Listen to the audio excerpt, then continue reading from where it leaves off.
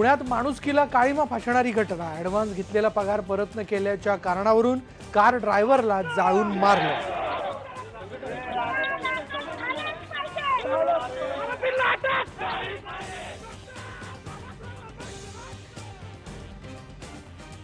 महिला सक्षमीकरणाच्या निर्धारानंतर ही महिला अत्याचाराच्या घटना सुरूच।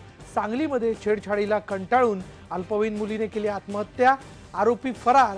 तर परभणीमध्ये विनयभंगाची तक्रार मागे घ्यावी म्हणून महिलेचं अपहरण आणि मारहाण।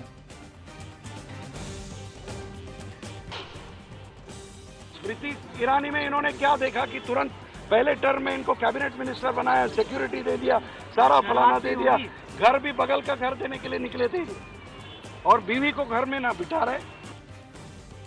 टीकेची पातळी घसरली। काँग्रेस नेते गुरुदास कामत यांची पंतप्रधान नरेंद्र मोदी यांच्यावर खालच्या दर्जाची टीका।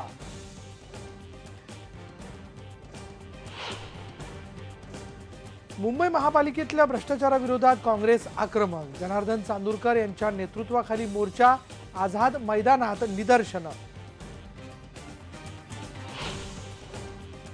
नागपूरमध्ये स्वाईन फ्लूचा फैलाव, महिनाभरात 6 जणांचा मृत्यू। तर हॉस्पिटलमध्ये दाखल झालेल्या 26 रुग्णांपैकी 9 जण पॉझिटिव्ह। प्रशासन सज्ज असल्याचा वैद्यकीय अधिकाऱ्यांचा दावा। अमेरिकेचे अध्यक्ष बराक ओबामांनी घेतला भारताचा निरोप। जातानाही नमस्ते म्हणत जिंकली भारतीयांची मनं।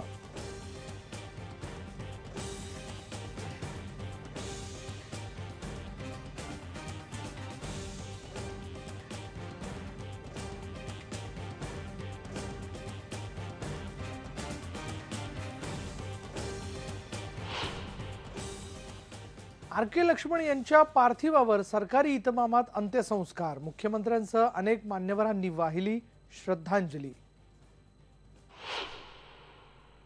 रयत शिक्षण संस्थेचे कार्याध्यक्ष रावसाहेब शिंदे कालवश। शिक्षण, शेती आणि गोपालन या क्षेत्रांमध्ये 30 वर्ष दिलं योगदान।